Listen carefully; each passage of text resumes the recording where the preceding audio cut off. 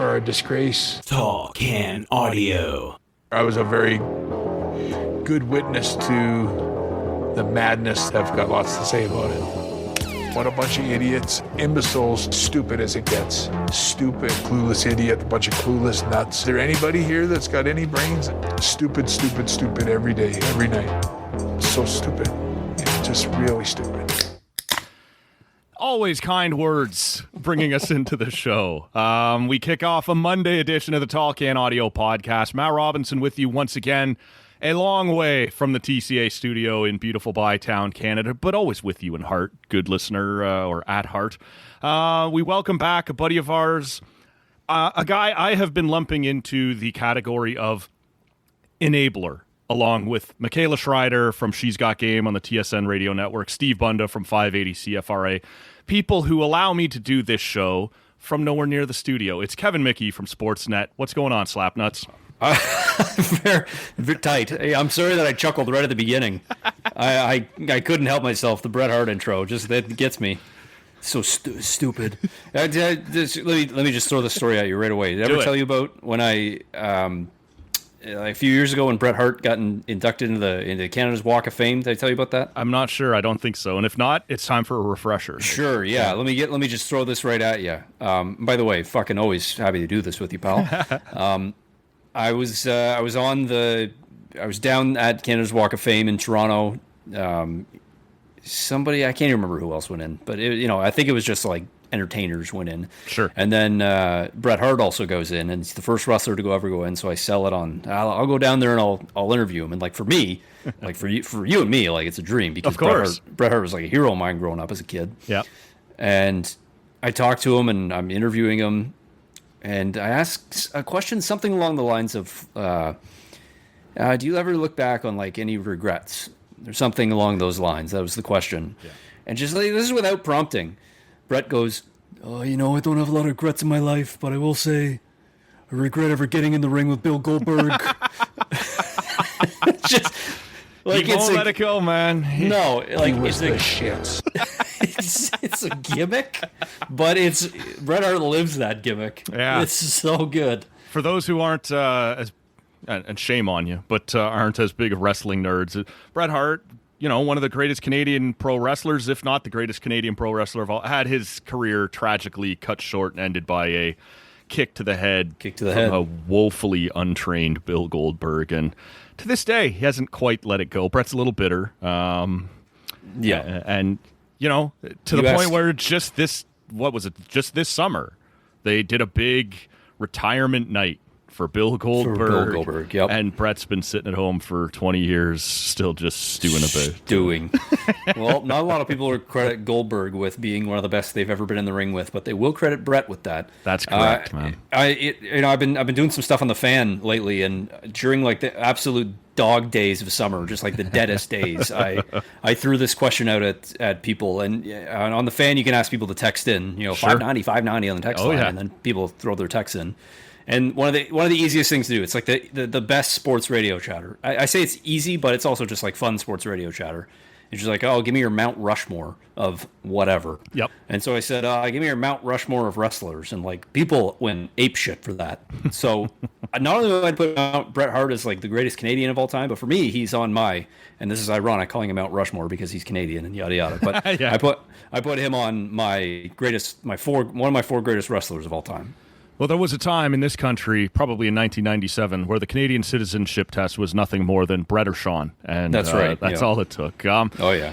Lots to get to, man. The Blue Jays. I digressed. Yeah, I'm sorry. I am sorry. That happens around here. It's been another fascinating week for the Blue Jays. The CFL's got people fired up. Massive news in the UFC, which doesn't even center around the fact that they crowned a new middleweight champion on Saturday night. Tons to cover. But we're going to have a pint here, man. You know the deal around this show. I'm drinking. Who's coming with me? This one, for me, I'm going to start with, this comes from our friends over at the Whippersnapper Brewing Company right there in Bell's Corners, Nepean area in Ottawa. This is one that's been around for a while. They turn over their lineup a lot. That's one of the things I love about the brewery. And actually, I'm getting nothing but great reviews out of people who are going in there and trying the pizzas. They've bought themselves a pizza oven, and yeah, that'll keep you keep you in there for an extra round or two if there's a meal to be had. So this is the Rockin' Hops. It's a double dry hopped New England IPA. It says here that we're a rock and roll brewery, punk, ska, metal. Kevin Michie, I know. I don't know if I'd call you a punk guy. I don't know you well enough to say that. I know you're a pop punk guy. I very much like punk and ska. Yeah, there you go. So that's what we're going to dive into here on this end, the Rockin' Hops New England IPA. Man, did you bring anything to the table? Have you tried anything here lately? What are you riding with? I have. Stand by. Oh, yeah. What a beauty. Yes. Right now, I've just cracked from Blood Brothers Brewing in Toronto, Ontario, Hellflower, which is a hazy IPA. My buddy's wife works for Blood Brothers, and in exchange for me loaning him a login of mine for something, he provides me with Blood Brothers beer, and it's pretty sick. So this is a 6.2% hazy IPA, and I'll try it right now. Here. Ooh, it's got hints of extra hops in it. Exactly. Floral notes. Look, that is an incredibly workable situation. Yeah. Sharing a login in exchange for beer. Yeah, I'm very happy to do that. Yeah. I will also say that last night my wife and I cracked. If you're more cultured like my wife is, then you're into wines. And so last night, from Three Dog Winery in Prince Edward County, we cracked the 2024 Doghouse Rosé, and boy, was it tasty. Chelsea and I just sat out on the back porch, just enjoying ourselves after a day in which my dog got sprayed by a skunk to start the day. Boy. Yeah, so it was nice to just kind of relax and have a glass of wine on the back deck as the sun set on a long day. A Doghouse Winery? Is that what you said? That's Three Dog Winery. Three Dog Winery. Is Yeah. it just me, or is that an odd... Like, to me, that's a great brewery name. Like, wineries always sound more classy or more beautiful. It's something forested, or it's something... I don't know. I'm intrigued by that. It was good. It was very, very good. We also went to... I'm not a cider guy, right? But we went to a cidery. Cidery? A cider place. Sure. Slab Town cider fucking place. And in Uxbridge yesterday. And I ended up just drinking a beer while my wife had a flight of ciders. But that was a good spot too. Solid. Okay. Yeah. I like this guy. He's well-rounded. He's cultured when he shows up here on... No, it's just I'm just trying to convince everyone that I'm cultured. Trying to fake it, you know? Yeah. It's funny you mentioned Prince Edward County. My parents are headed down there camping, taking the grandkids for a week or so here. And I've been frantically Googling the nearby breweries that I could send them to on their way home to make sure we cover all our bases. Right? When people travel, you gotta hey, don't forget about me, right? Like, why don't you grab a beer or two while you're down there and and bring something back? Got to take care of a little business here. Over the last week or so, we have kept the TCA summer sessions rolling. We had our buddy Joshua O'Connor on the show, and Josh was a beaut, as most of you, at least who are listening around the nation's capital, know. A guy who worked for OSEG for a long time. He was the creator of this beautiful Behind the R Ottawa Red Blacks, like behind the scenes web series that was fantastic. He was responsible for a lot of the beauty things they were doing on social media, and we will be talking some CFL later. That turned into a two-parter because Joshua and I don't know how to shut up. Michaela Schreider was here last Monday. That was fantastic. Earlier on in the summer, if you're just joining us, Ian Mendez from the Ottawa Senators was here talking about his jump from the media over to the club the dark side. Yeah, exactly. That was fantastic. Matt Scooby leaving Ottawa News Media and joining Sports Center there on TSN. It's been fantastic. Look, in the next week or so, you're also going to hear from Mike Comito, hockey historian. You may remember him from such books as Hockey 365, Hockey 365, The Second Period, Leafs 365, Habs 365, and coming in October, the stomach-churning Bruins 365. He will be here on Thursday. Lots to talk about with him. And the voice of the Ottawa Senators, Dean Brown, next week. So lots still to come here throughout the summer. Make sure you're subscribed wherever you're hearing us right now. Kevin, I appreciate you letting me get through all of that. Let's start with some baseball talk. Sure. The Toronto Blue Jays, and I think this is like one of those things where I'm a little spoiled, like I'm kind of a child. Hey, they win another series. but they lost on Sunday, and it was kind of an ugly. And so I show up here to do the show with the Sunday loss on my mind. But look, they just wrapped up a tough week, which was kind of a, you know, the 3-3 with the Dodgers and the Cubs. They go, you know, 3-3 there, as I tripped over my own tongue getting to. It's good math. Yeah, solid. That's right. And I think if you had told me they were going to go out on the road and play the Dodgers, and you know, lose 2 or 3 there, but you take 2 or 3 from the Cubs, you stay home and get another 2 or 3 out of the Texas Rangers, who had been sputtering, but before that had been a pretty good team. I think I'd have taken it. Just keep winning series, right? Where are we at in your mind with the Blue Jays coming down the stretch and with some pretty big reinforcements on the horizon?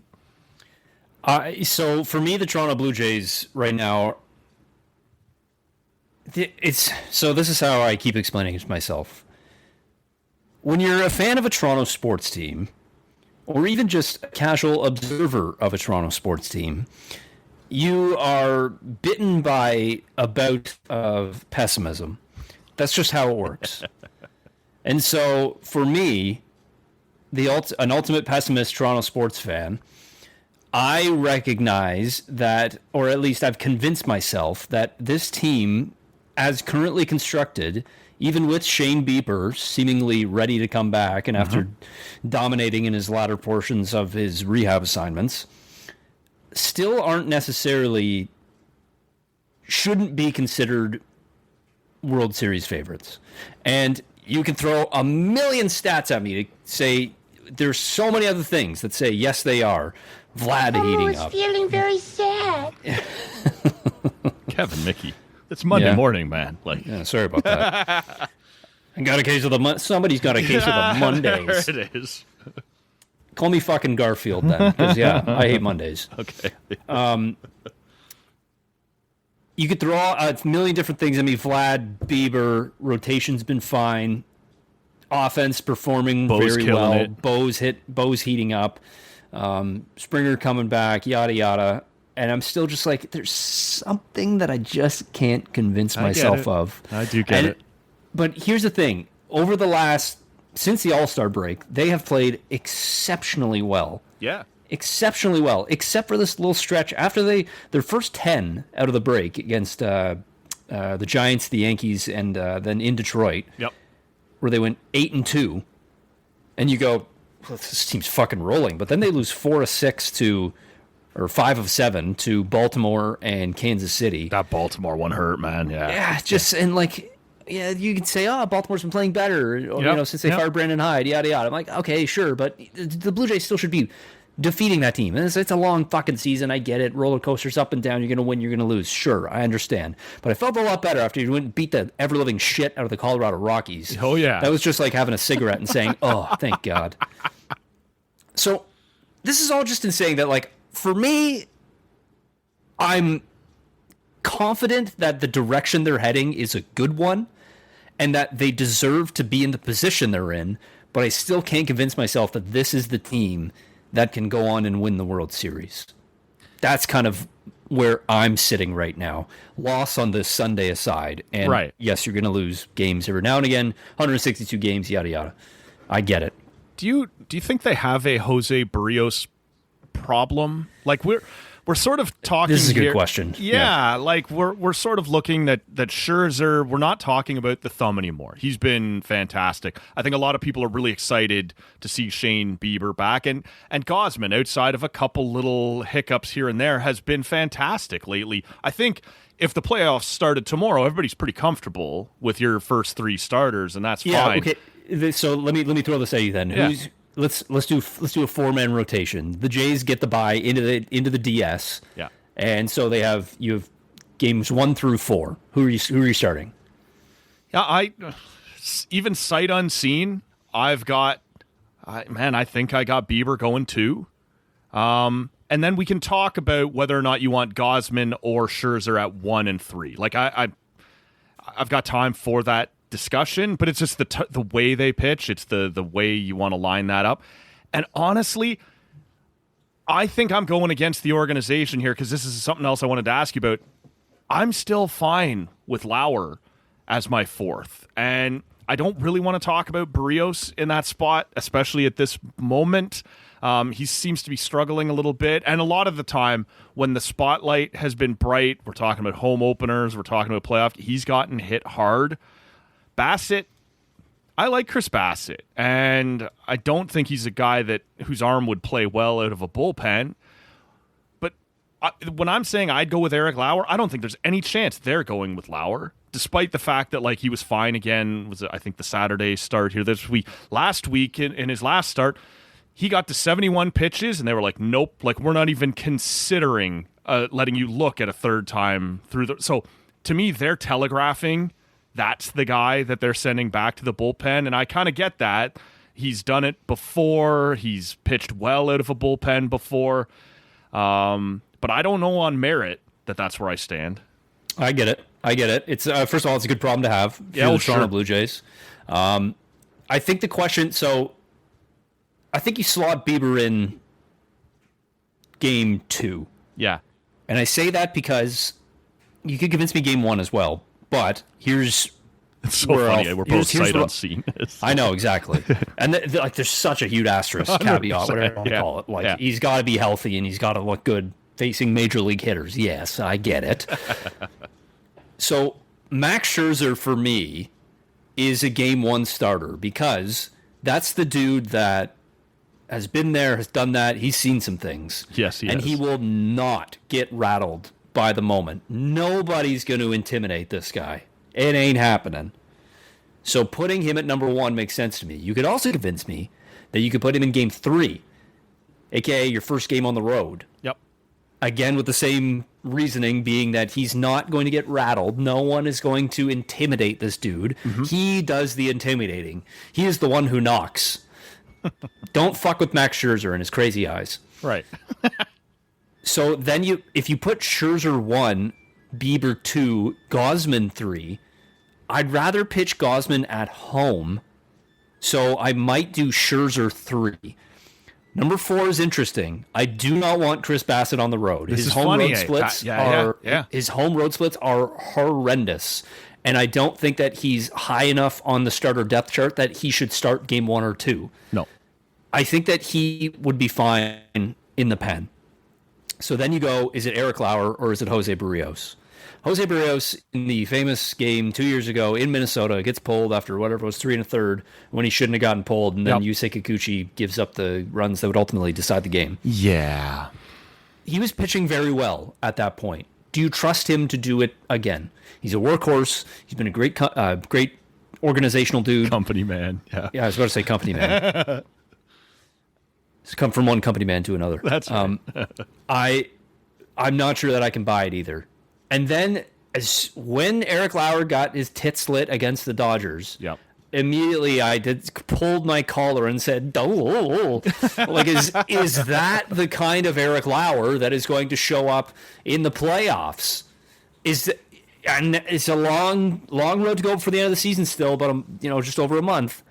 So maybe he can redeem himself, but it feels like for me Lauer's got the shortest leash. So if that's the case, for sure I might turn to Berrios, and I might do some form of Lauer as a long man out of the pen should any one of those dudes falter. That sort of thing. And same with Bassett.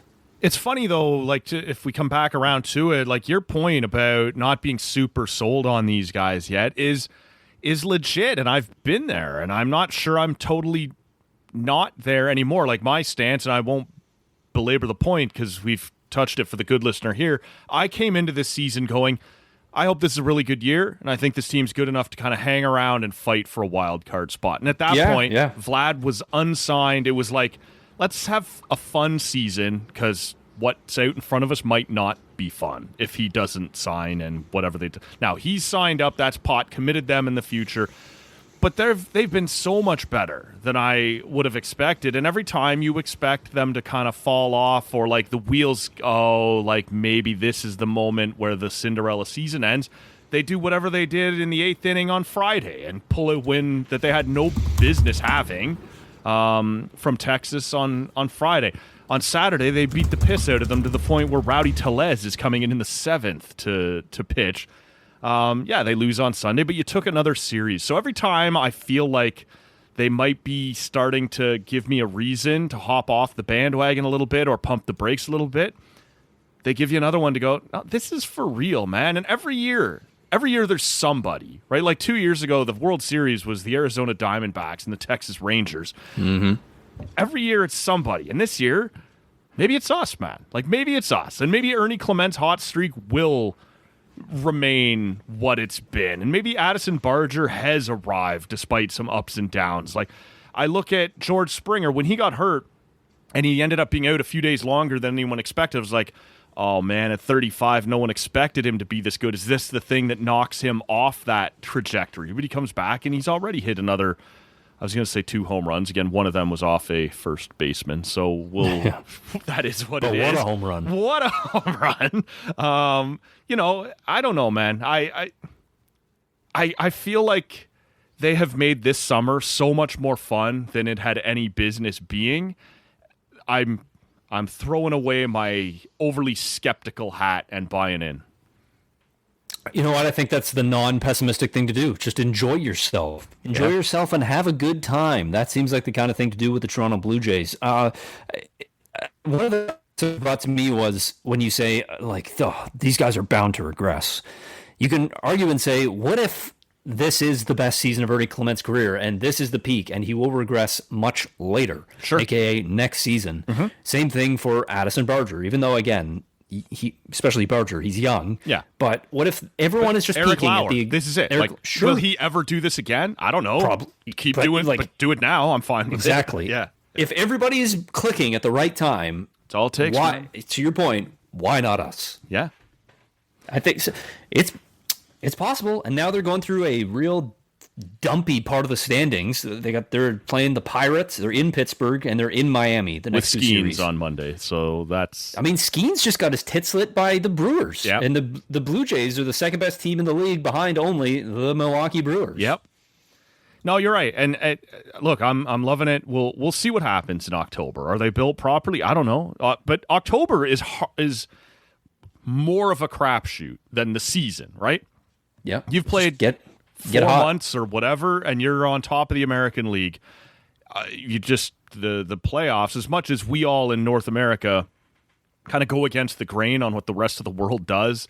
Like European soccer looks and is like, really, you don't give a shit about the 4 or 5 months you just played, and you care about the 1 month to the finish. And you're like, yeah, that's sort of what we do. Yeah. And it's irrational, but that's the way we do it over here.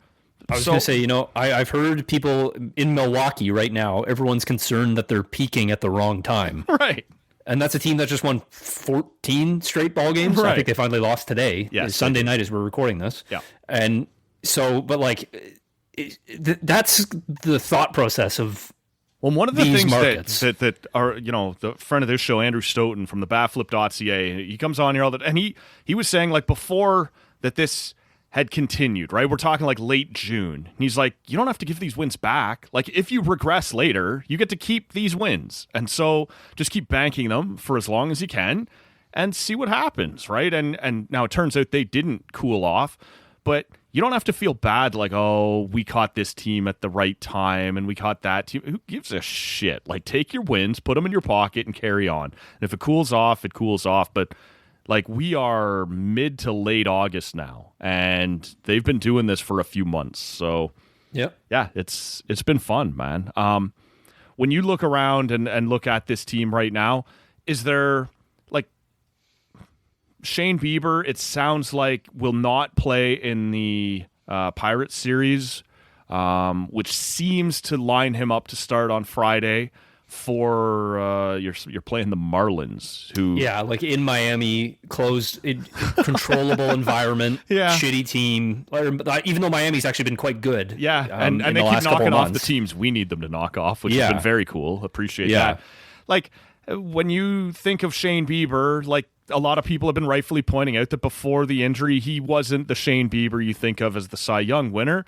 I can counter optimistically and saying, because he needed TJ. That's right.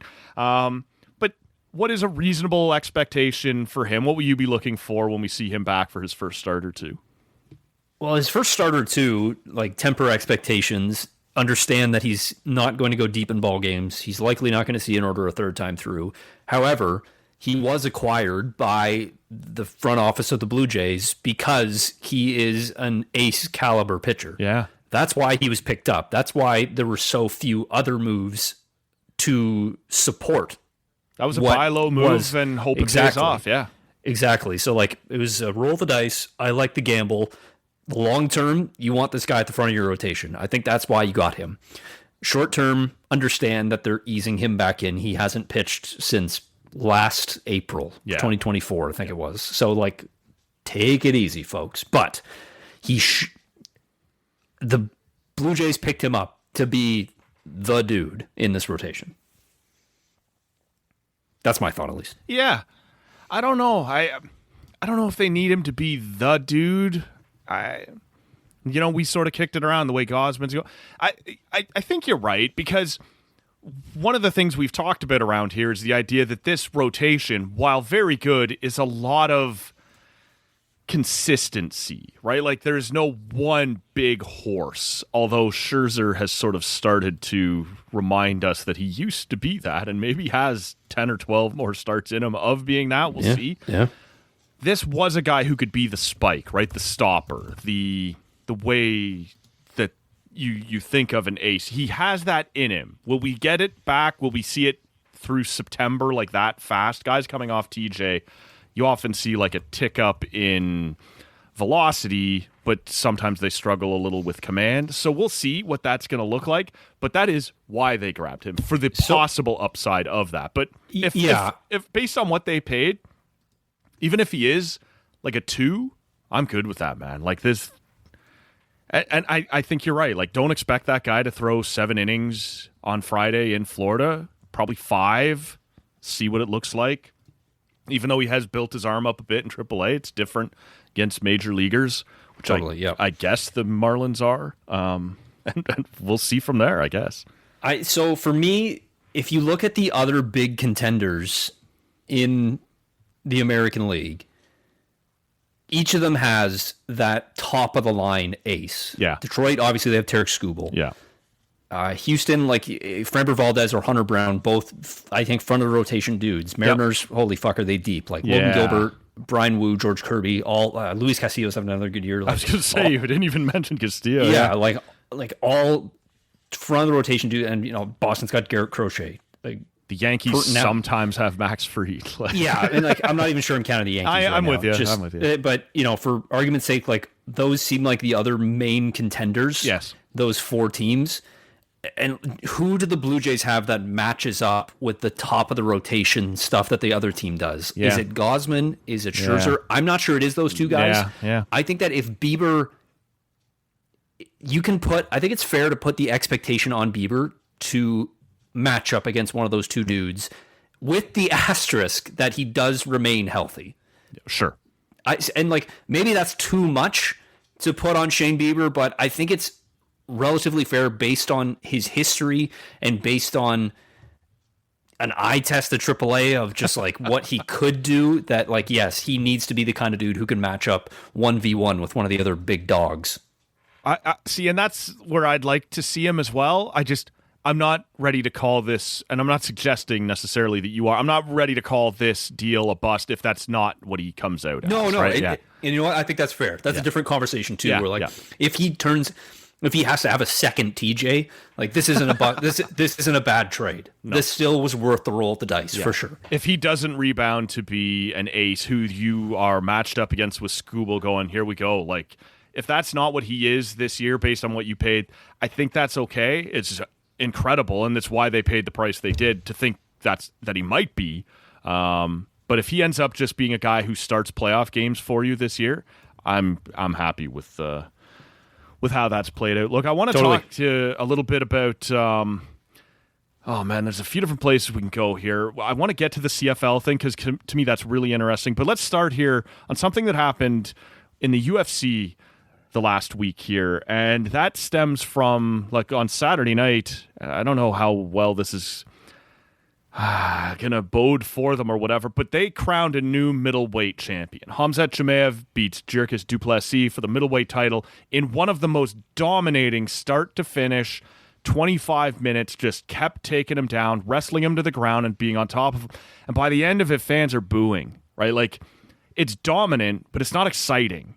And this is a common complaint in MMA, is the balance between just how dominant somebody is and like what kind of style they like to fight.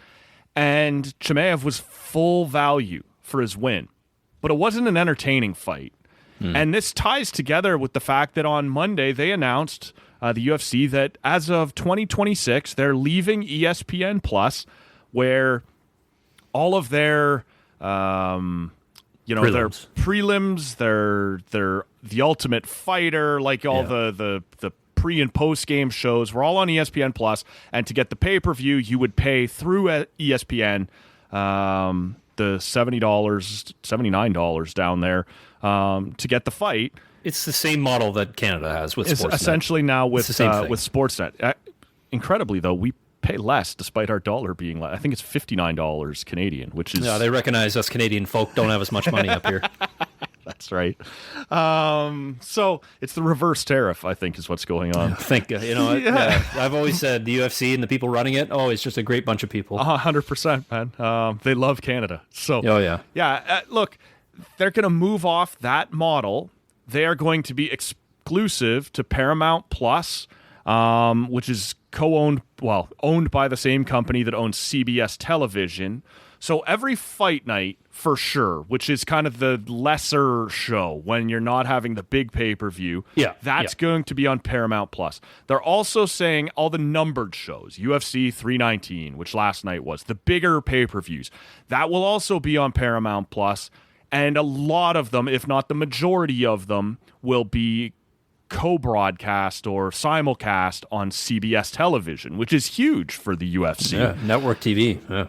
And so the argument here, or the trade-off, is that UFC doesn't need your $70 per month, because they just went from making $550 million a year on ESPN to $1.1 billion in Paramount Plus. So they can afford to abandon the pay-per-view model because they got their money.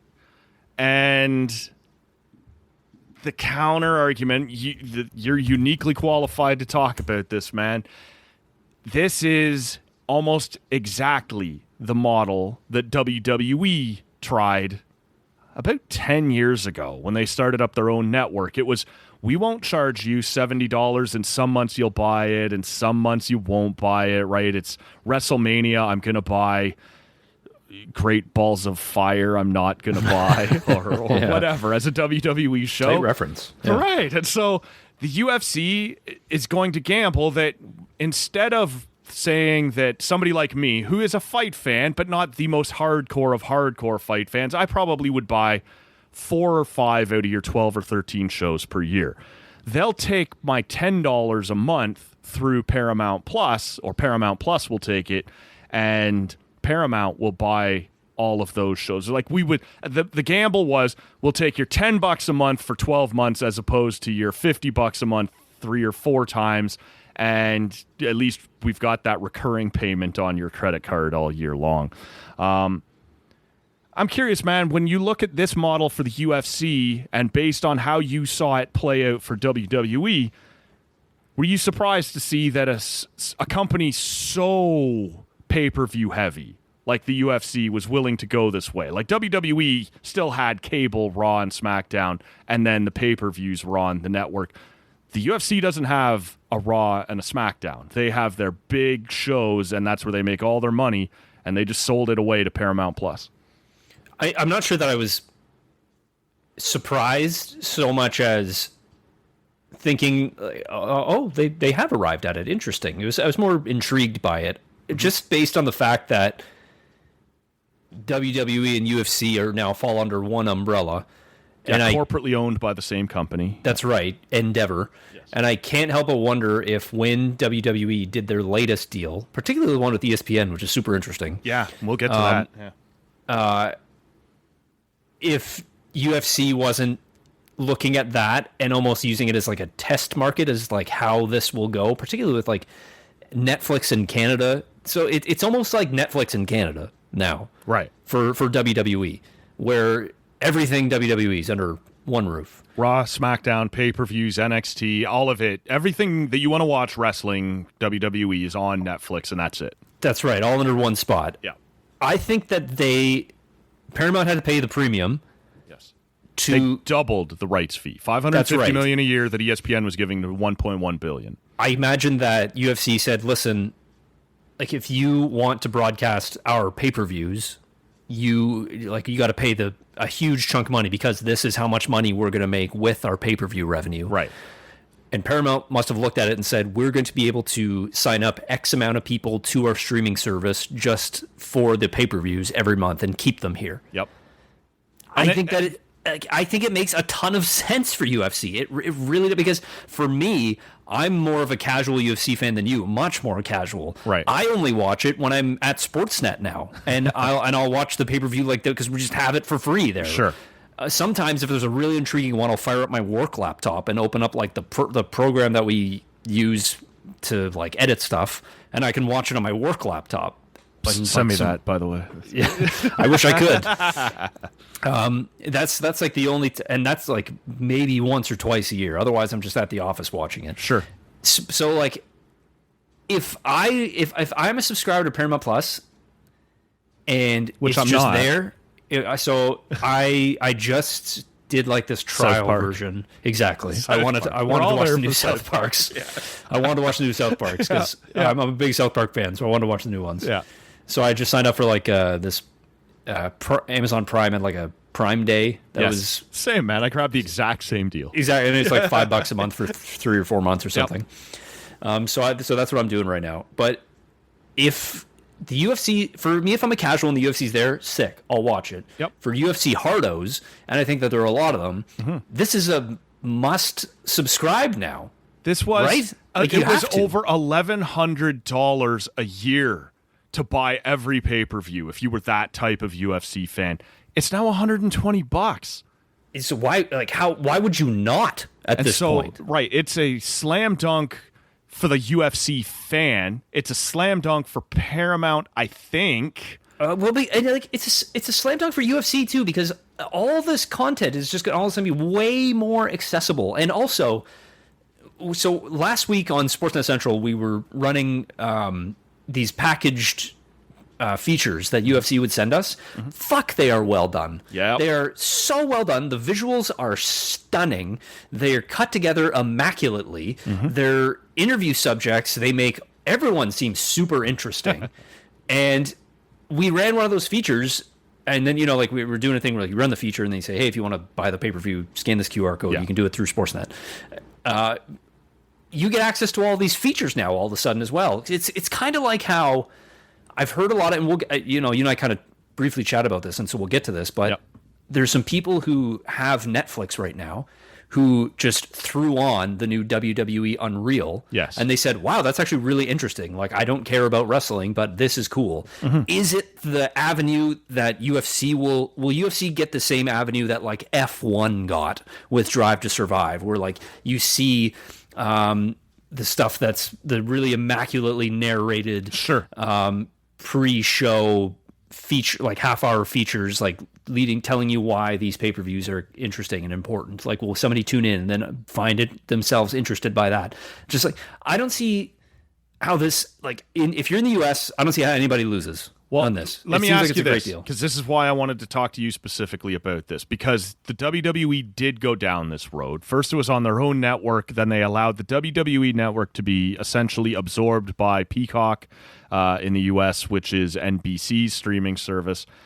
And now that they have your $10 a month regardless, in theory, they don't, like in previous generations, I need to convince you it's worth it to buy the pay-per-view, whether it's WWE or UFC. Yep.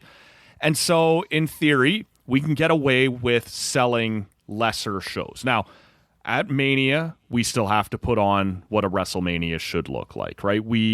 At the Rumble, it should be like, there are certain nights that have to be big, and I can already see fight fans, perhaps not unreasonably, going, UFC's got their money. Paramount gave it to them. So they don't have to worry about whether Why or would not they care? I'm going to give it to them. They've got their... Now, Paramount has invested in this with a certain expectation of... That's what I was going to say. Like, Paramount's not going to be like, we gave you the money, now you can't just fuck off and just... Right. But there has already been some talk, and that UFC cards over the last couple of years, they're in a bit of a transition period. MMA, much like wrestling, is cyclical, I'm told. Yes. So, like, you got to develop more stars, and like Yes. that's whatever. UFC is the same company as WWE now. Somebody's going to take a lesson of like how to develop stars, Right. And they're going to try and figure out how to get new big name fighters into this thing. Like, but you have to you still have to, like, these cards have been a little thin. Like, I just referenced UFC 319 on Saturday night. The main event was where the star power was at. It wasn't an overly compelling fight.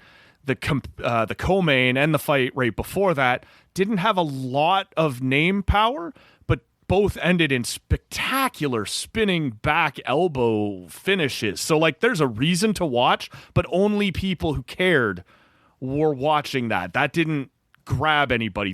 Those names didn't sell a fight. And so that's going to be the interesting dynamic here. I'm curious, did you feel like once WWE went from the we have to convince you to buy a pay-per-view every month model to, we've got your $10 a month either way, did you notice any difference in quality in what they were offering? It's hard to look back objectively because for me, what was that? 2014. 2014, the network rolled out. I don't think it came to Canada till later in 2015. But You're correct. Yeah, you're correct. So I bought the network immediately when it came out. Same. Nerds. And I know nerds. Hey, buddy, did you get a load of that nerd? Huh? Excuse me. I was a big fan of it for all the archival shit. Yes. In terms of the modern day product, like, I wasn't huge on the product at that time anyways, so maybe I'm just being cynical, but I already didn't think it was great, but I think it's only gotten better.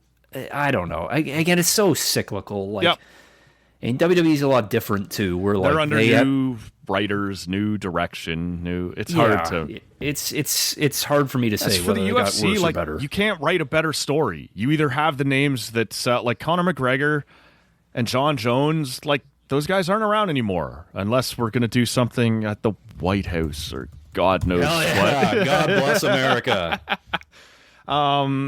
You have the guys that sell shows or you don't. But if I was only going to buy 2 fights a year, I'll just buy your Paramount Plus and you'll have me all year. So I think it works for Paramount.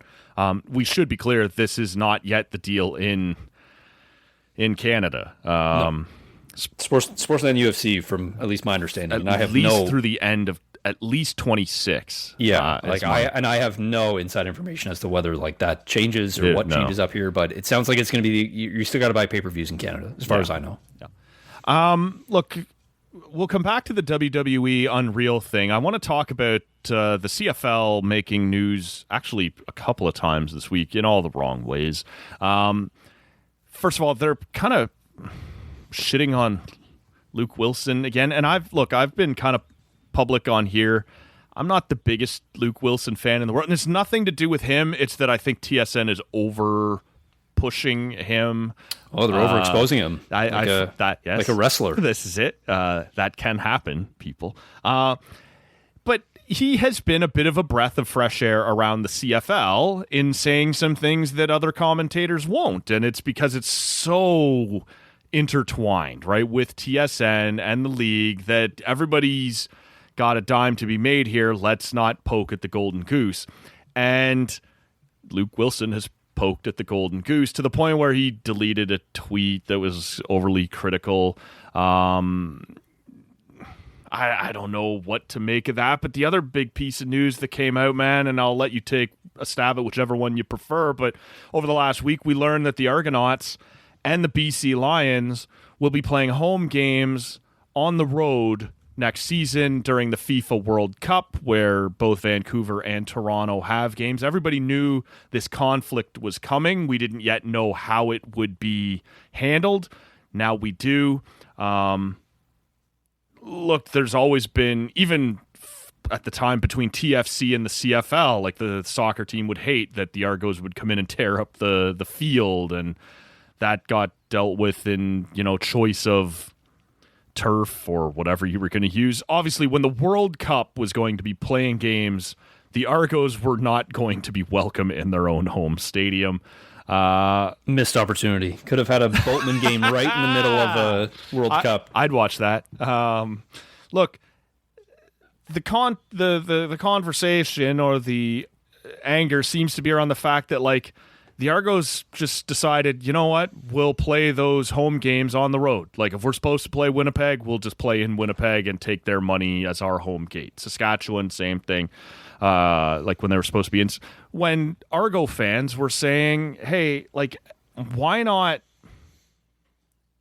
go to London and play at Western Ontario, play at University of Toronto, play at University of Guelph, play at Queen's in Kingston? And the obvious answer is money. Right? Like, we'll make more money in Winnipeg. My journalism 101 class, I think they said anytime you don't know the answer to something, just follow the money. Where's the money going? This is it. So, look, the Blue Bombers fans and Riders fans will be happy as hell to have another game in their stadium. They'll pay for tickets to watch the Argos play them, and they don't really care where the money goes. Their team has an extra home date, essentially. But MLSE sold out their own fans. I think people, and I have less clarity on this, I think people are less pissed at the Lions because it sounds like they'll go to Victoria, which is at least still in your region, realm. Right? Yes, your area. You have to imagine that people in Victoria are BC Lions fans. This is it. And so even if you were to, like, I had Argos fans messaging me saying, I don't care, I'll go to what was once known as Tim Hortons Field in Hamilton.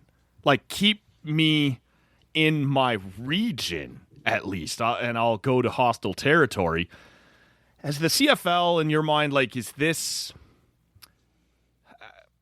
Fans are emotional. We all understand that. We're all fans of somebody. Did they mistreat their fans here in the way the Argos stuff has been handled? Or is it just, you know what, business is business and we got to make our dollars somewhere, and the World Cup's a once-in-a-lifetime thing. It'll never happen again. We dealt with it however we had to deal with it. Yeah, I'm of the latter opinion. I understand why they're going to try and look elsewhere. It really makes a ton of sense to me.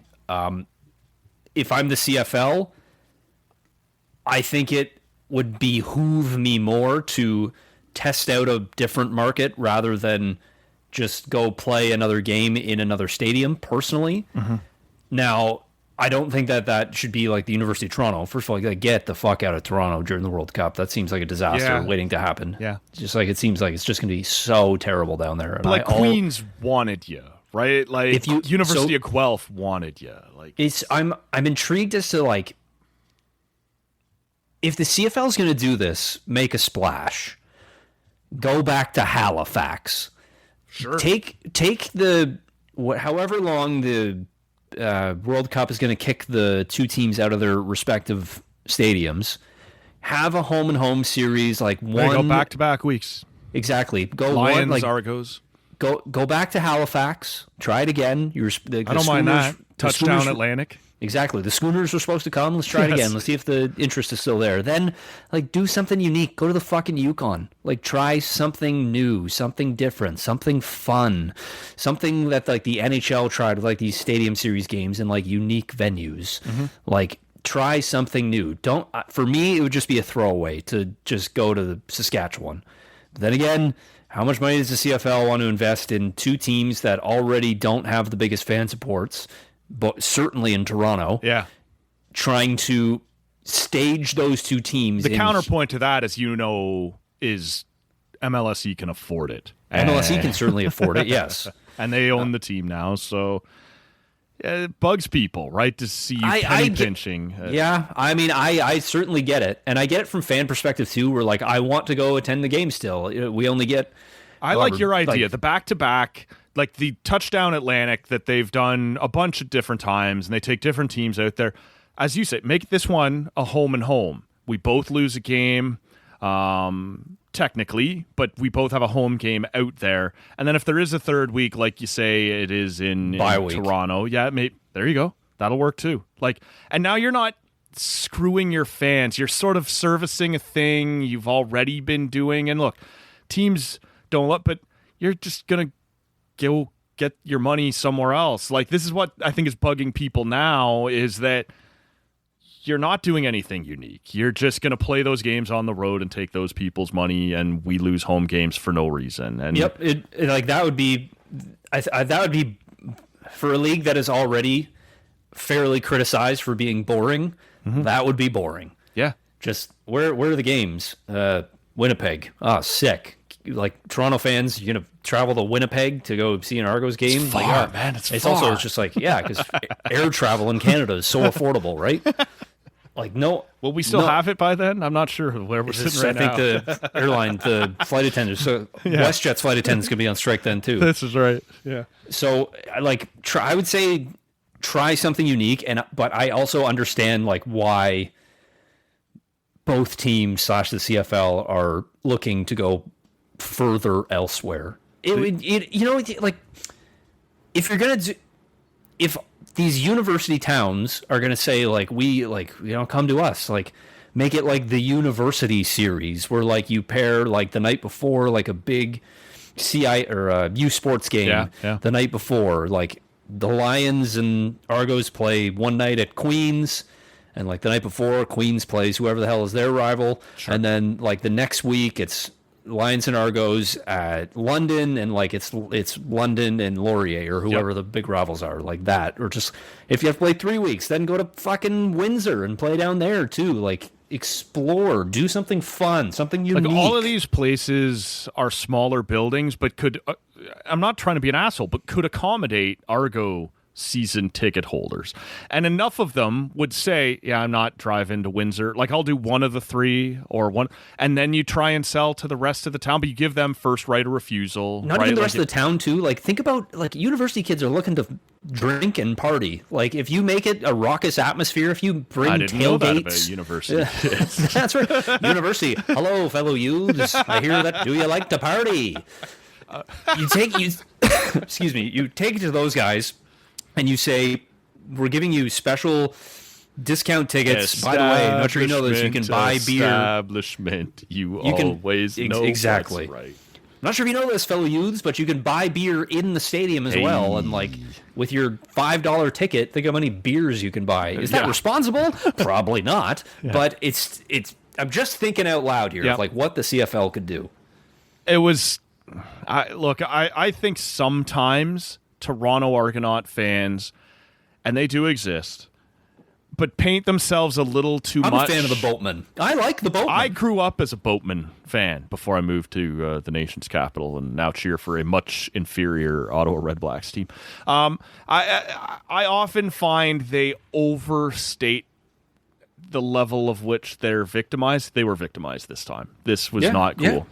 They were not treated well. And I think the biggest complaint, or the biggest fuck you, was the league didn't screw them. Their own ownership screwed them. Brett screwed Brett. Brett screwed Brett. And nobody likes it when that happens. Oh, God, no.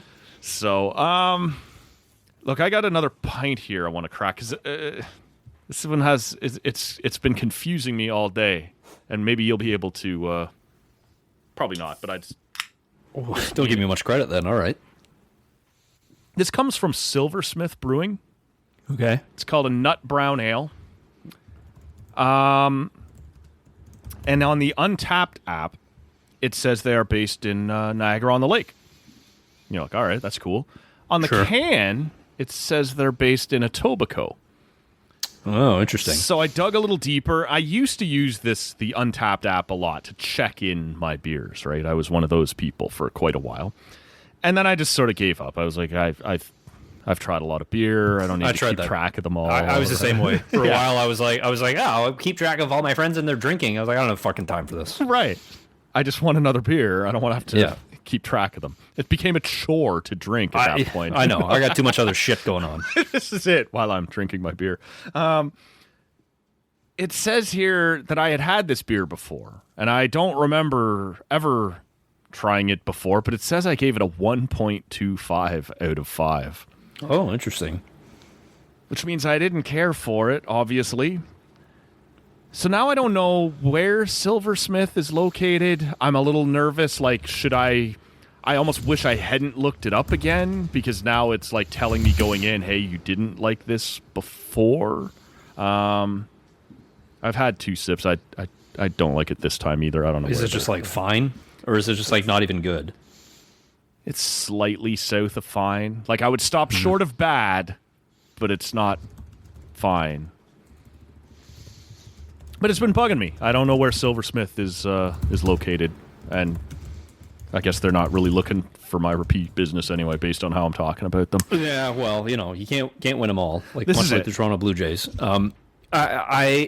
So I think if I understand this correctly, my good buddy who works for Steam Whistle indicated that like there's a certain brewery, and I honestly don't know, I can't remember who it is, but it's just the home of brewing a bunch of other breweries will contract them out and just brew it there. That's what it's called. They're contract brewers. So this could be something like that.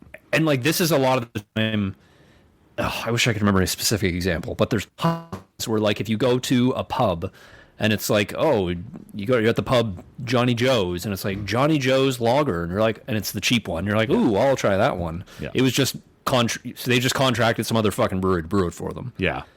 And it's just like the cheapest fucking ingredients that you possibly get. Just be like, oh, we have our own beer and it's cheap. You can buy this one instead of the other ones. That's pretty much all it is. I think if I was to re-rank this, I wouldn't have gone 1.25. That's a little unfair, but it would be no higher than 2 out of 5. So,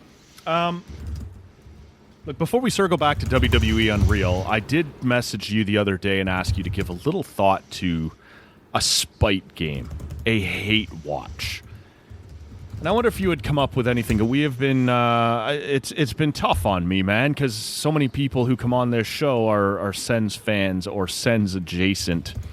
And so when I've said your team can't be directly involved, it just has to be a team that you hate and watched them lose and enjoyed it, I'm taking a lot of blue and white blowback. Have you had a chance to, have you come up with anything that will hurt my feelings less in terms of a hate game or a spite game that you watch somebody you didn't care for go down in flames? I mean, last year, like the Chiefs losing in the Super Bowl was some sweet action. I'm a fan of the San Diego Chargers. Okay. Los Angeles Chargers. Yeah. And like, I can't stand the Chiefs just because I've been in the same division forever, and like Mahomes has been too goddamn good forever. So like, sure, I'm sick of him. Yeah. The 2007 Stanley Cup, even though you said like you're in Ottawa, so you're inundated with it, but just like, especially at that time when I was a little bit younger. And so just like, I cared about my fandom so much more that I was super pumped to see the Sens not win the Stanley Cup that year. Like pump the brakes moment. Like I won't speak for you. In 2004, I was hard on the Flames bandwagon against Tampa, right? So was I, yep. There is no 2005 because of the lockout, thanks Gary. 2006, I got hard on the Oilers bandwagon, right, and rode that one hard. And 2007, they're like, hey, it's our turn. It's the Sens. You with us? Nah, fuck off. No, absolutely not. No. And so for me, the 2004 and 2006 finals, I was born in Calgary, so I have a soft spot for the Flames. Sure. I always have. And then my favorite player growing up was Chris Pronger. So when Pronger was on the Oilers in 2006, I was like, fucking right. I was like, Pronger, like, his MVP season was in 2000, but like his best season of his career might have been that 2005-06 season with the Oilers, where like he was so fucking good that year. And then the next year when he left, and obviously I didn't have hard feelings towards Pronger for wanting to leave Edmonton because I don't live in Edmonton. Sure. And he went to the Ducks. Aside from me hating the Ducks jerseys, I was super pumped up to see Pronger win a title and also defeat the Ottawa Senators in the process. So it was just like, it was the player haters ball. Like, it was a huge gala for me. I am so pumped you showed up with this one, right? To punch back against what I've been going through here for the last few weeks. Sens fans teeing off on me with it.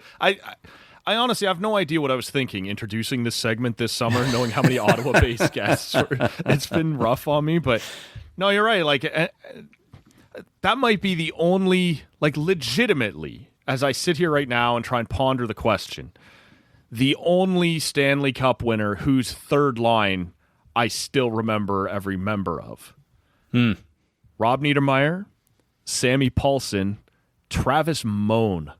Yep. You were just like those three motherfuckers, along with Boschema, Niedermeyer, and Pronger on the back end. Yeah, just like you're smothered. A top end pair of Scott Niedermeyer and Chris Pronger. Like, come on. What are you even going to do about it? Like, that would be Canada's top pair at the 2010 Olympics. Like, and you're just going to have to run into them randomly in the playoffs. So, yeah, no, that was a tremendous one. I've been trying to throw these down and keep up. I'm a pretty spiteful guy, pretty hateful guy, but it's been hard to try and come up with a new one every time. I got to tell you, and this is really uncomfortable to say, the 2011 Boston Bruins. You were happy they won? Yes. Oh, because they defeated the Canucks. Yes. Okay. You know what? I get didn't like the Canucks. And I was at that point where, like, I just told you, in 2004 and 2006, I was on the last Canadian team standing, that whole thing. And by 2011, I was just over it. Like, I don't give a shit. Who's got more Canadians on the team? That was my big, clever pushback, and that was Boston. And so you know what? I'll back you there, too, because I don't think that the Bruins were those Bruins yet. Although either. there was the repeated punches to the face of Daniel Steen. But here's the thing. So this is good jog of memory. Like, I remember that happening, and just like, I remember, especially when I was younger, like, I thought that the Sedins were such wieners. Like, I said, just fight back. Yeah. Fight back against this. He's just this little tiny guy, Brad Marchand. Like, what's he going to do to you? And nobody wanted to fight back. There was a couple players on the Bruins I really didn't like. I did not like Gregory Campbell. Sure. I just kept thinking, I was like, he's can't get in trouble ever because his dad's in the front office or in the league front office. Hopefully that never comes out in writing. Oh, God. Yeah. No, I'm with you. And the other thing that bugged me, and look, I have a complicated relationship with Roberto Luongo, but I was totally on board with Tim Thomas going, I didn't know it was my job to pump that guy's tires, right? Because Luongo had kind of whined in the press going, I'm saying nice things about him. He's not saying nice things. Who fucking cares, man? It's the Cup final. I did not like the Canucks. And I was pumped that the Bruins took them down. And thank goodness the Bruins never would circle back to make me regret having rooted for them 3 times. No, never. 4 times. From what I understand, they faded quietly into the sunset. That's exactly what happened. You referenced a little earlier in the show. We'll wrap on this, man. This Netflix series that the WWE has started called WWE Unreal. And it's sort of been advertised as this, we're going to bring you more backstage than you've ever been before. And so you're seeing camera shots. Like they're doing interviews with the wrestlers on what it was like to come back from this injury or what goes into your character, things like that. But they're also running cameras around before and after matches when you kind of come back to what they call gorilla position, which is right behind the curtain before and after you go out to the ring. And they're sort of taking you inside the writer's room and different things like that to show you what goes into making the show. And they're calling it and advertising it as the most access they've ever given. And I'm curious what your takeaway on this has been, man. As longtime wrestling fans, you and I have both seen different versions of this as they gradually opened up over the years. But there's also still kind of this, wrestlers are wrestlers, right? Like if it's on camera, they're never all the way out of character. What have you made of this one thus far in comparison to other times that they have let cameras backstage? Yeah, so it's an interesting way to frame it because I think that you could look at it and say it's not a lot different than the WWE 24 series or something like that. And I don't think that is that. I think that's a fair statement to make. Where maybe a better way for me to have framed this for the people who aren't wrestling fans is to say this is their version of that F1 series, right? Drive to Survive, yeah. Right. They did it with golf. They did it with tennis. They've done a few of these different ones. This is the WWE version of trying to let you backstage and get extra insight. Yeah. And so with all of these, you have to understand that because the league is, and WWE being the league in this case, is a production partner, you are going to see as much as they want you to see. Yep. Understand that. That doesn't mean it can't be interesting. Like the Drive to Survive stuff, I'll admit it hooked me. It made me want to watch F1. I really liked it. I tried to watch the tennis one. I didn't think that was very good. I watched the golf one. I liked the golf one, and I'm not a golf guy at all, but I liked that one. Yeah. And I really like golf, and it didn't do it. The golf one didn't do it for me. See, and that's my come away from that one was I loved this series. I'm still not going to watch on Sunday. Interesting. Okay. Yeah. But for me, for the F1, I have tried to invest time in watching F1 because of that. Sure. The golf one that killed me, and tennis did this too, as we digress a little bit here. Yeah. So they do this thing where they hire voice actors to do fake radio spots. In F1, it's because the people calling the race on TV aren't going to be talking about the battle for 8th and 9th. Right. They're going to be like, oh, incredible, it's amazing, he's going to get 8th. Oh! No one gives a fuck. That's who our story's about this week. So exactly. Yeah. So they hire voice actors to play like they're doing an alternate call of the race, and it's going to say, "Oh, and it's amazing. Fernando Alonso is going to be able to pick up like 8th place, or like Alex Albon is going to get the first points of the year, yada yada." And it's like they're going to hire those people to do that. The people that they hired for the tennis and golf ones, I thought sucked so bad.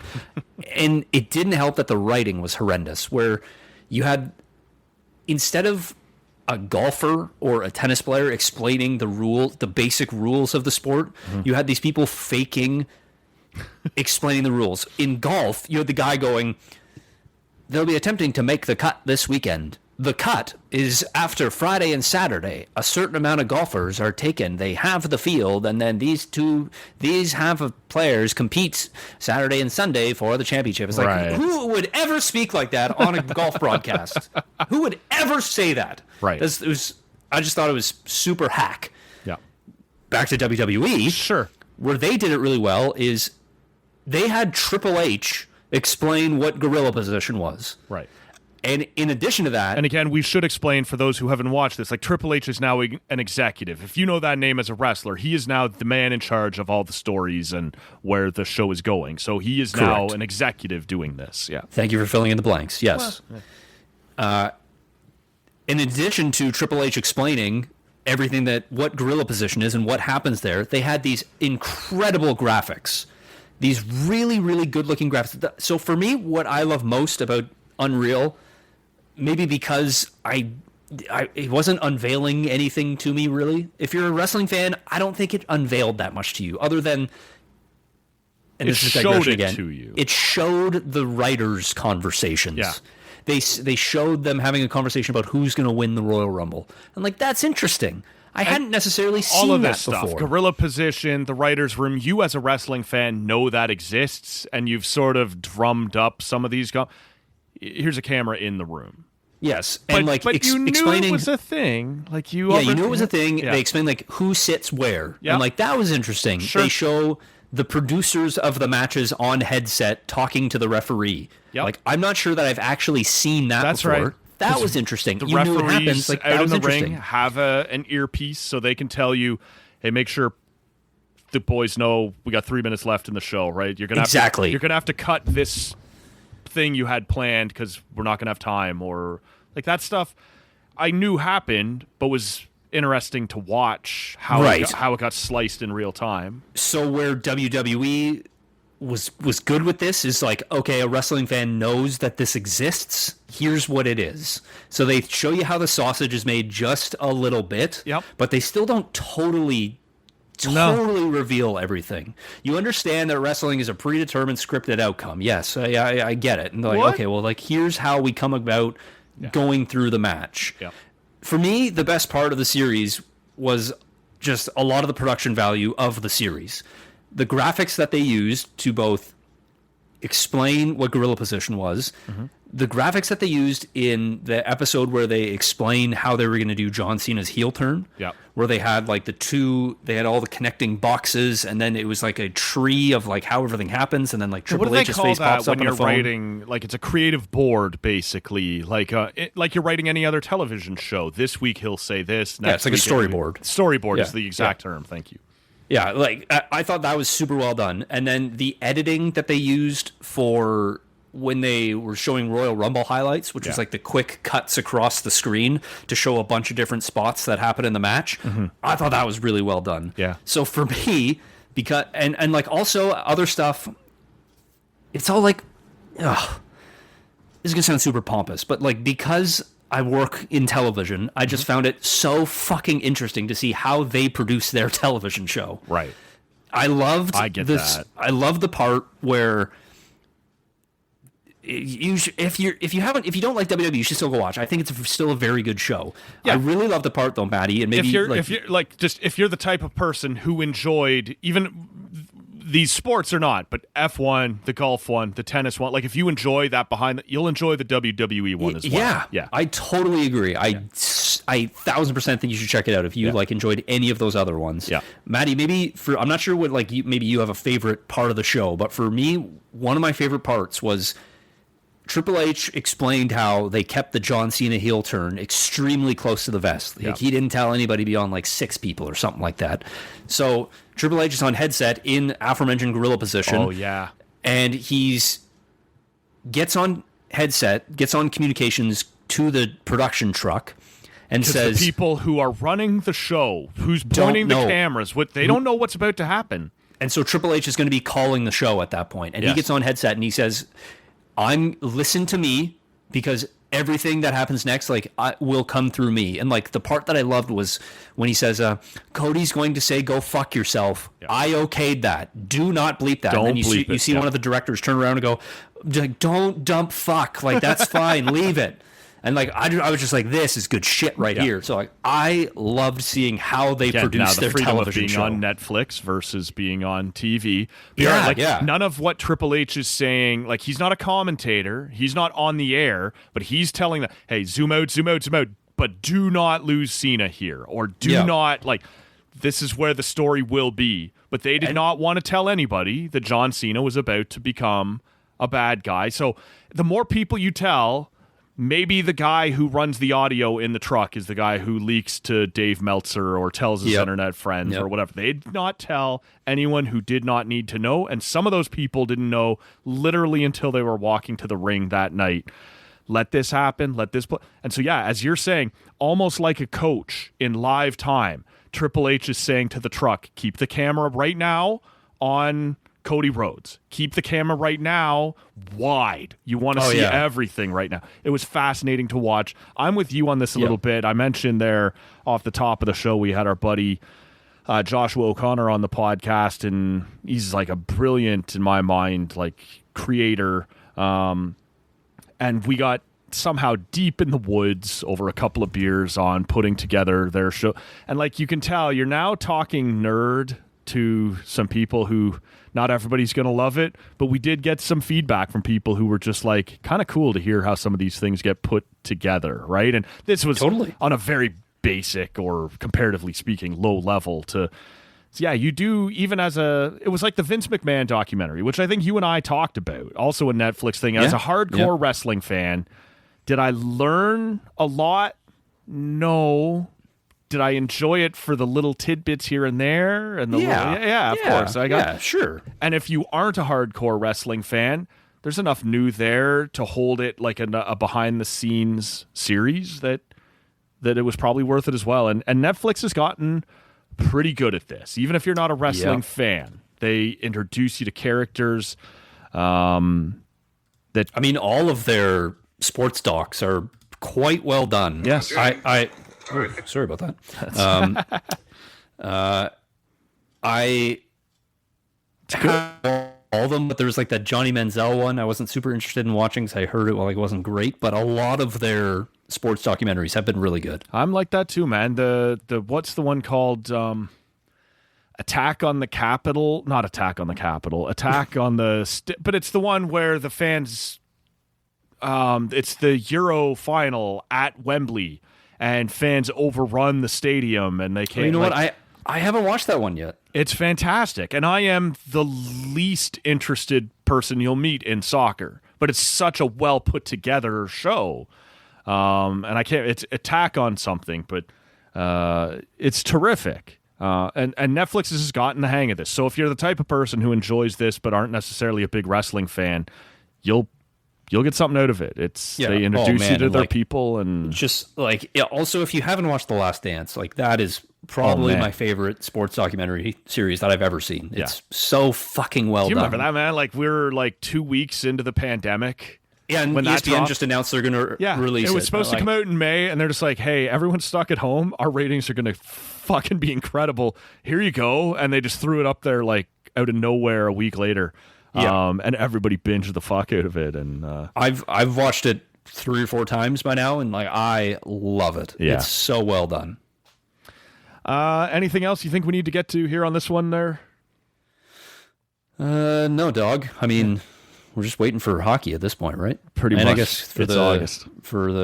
Actually, did you watch Happy Gilmore 2? I did watch Happy Gilmore 2. Yeah, it was. Look, it had an impossible task of living up to the first one, but for what it was, I liked it, man. If for a simple sit down, 90 minutes, 2 hours, whatever the hell it was, I could have done without so many cameos. Like, I thought the golfers who allowed themselves to be in it, like, clearly they were game, but they were only willing to go so far on... Oh, except Bryson, who said, don't touch my man's titties. That was good stuff. But, look, the first one was what it was, and it didn't try to be anything more than that, and I don't know that this one will have the same staying power, the same quotability, that kind of thing as the first one. But as a simple sit down on a Saturday night with somebody and watch, I thought it was fun. Yeah, same here. I you go into it certainly not expecting anywhere close to the original. Mm-hmm. I watched it. I laughed out loud multiple times. Yeah, I had a few chuckles. Yeah. And then I ended up deciding that I was like, that was fine. Will I ever watch it again? No. Probably not. I'll still watch the first one every couple of months or whatever. I mean, a lot of the times, like, if it's on, of course I'm going to watch it. Yeah. So I had a couple friends who said that they don't want to watch the second one because it's going to taint their childhood of how they love the first one. I'm like, I love Happy Gilmore as much as anyone can love that movie. Yes. And like, I watched the second one and I still love the first one. Right. Like, nothing happened to me to all of a sudden make me say they ruined the entire franchise. See, like, I'm a hardcore Kevin Smith movie guy, and I loved Clerks, and I thought Clerks 2 was good, and I thought Clerks 3 was fine. I haven't seen Clerks 3. It was fun, but none of them take away from how good Clerks 1 was, or Dogma, or Mallrat. Like, the first wave still hold their place the same way they always did, right? So, no, if you're expecting to go into Happy Gilmore 2 and have it top the first one, you're setting yourself up for disappointment. But it was really fun. Yeah, as a one time. It's like one of my favorite movies growing up was Jay and Silent Bob, and like I watched the reboot. Yeah, and like I don't know, like I'm not sure it was great, but I watched it, and it still doesn't affect the way that how much I love the first one. Man. Yeah. So, no, it's all about expectation, right? Set your expectations appropriately and temper yourself. Right. The same way that Kevin Michie has done with the Toronto Blue Jays. You're trying to down temper. Yeah, wow. Way to put a bow on that one. Beautiful. I'm terrific. A pro, man. Full circle here. A pro as I sit here with a couple empty beer cans beside me. This is professional broadcasting. Does. That's right. We'll wrap this one up here. Don't forget, later this week, you're going to hear from Mike Comito, hockey historian. The guy behind Hockey 365, the first and second period, Leafs 365, Habs 365. All of those are available now wherever you get your books. Bruins 365, dropping this October. And Dean Brown will be here before the summer wraps up as well to to talk about the offseason that has been for the Ottawa Senators and what lays ahead for them this week. All of that's going to be great. And obviously, go back and check out the back catalog. Great stuff with Joshua O'Connor, Michaela Schreider, Steve Bunda, Ian Mendez, Lisa Wallace was here. It's been a fantastic summer of Ottawa personalities on the TCA Summer Sessions. All of that up right now, wherever you're hearing us or at tallcanaudio.com. Kevin Michie from Sportsnet, what do you got coming up, man? Anything we need to know about? No, I'm not doing anything crazy. I'm on Fan 590 intermittently throughout the rest of the summer. Nice. Like this week, the 18th, 19th, and 22nd. I think I'm working the noon slot each time, and then next week a few times I'm working 2 p.m. Monster of the midday. Yeah, just kind of filling time until it's regular scheduled programming on the Fan when the hockey season kicks off. That's about how that goes. Certainly, we'll wrap it up here, man. Thank you so much for doing this. As you know, I appreciate it. Oh, always happy to jump on and shoot the shit, drink some beers, pal. Always. That's going to do it for this one. We will catch you all on the next episode of Tall Can Audio, which is likely going to be on Thursday, unless anything interesting comes up between now and then. But on Thursday, like I said, Mike Comito. We'll see you then. That is such bullshit. It's the work of an idiot. Pathetic, really stupid idiots. Are you an idiot? Lost idiot? He was the shits. You will always be seen as a complete failure. Thanks for nothing. Go fuck yourselves.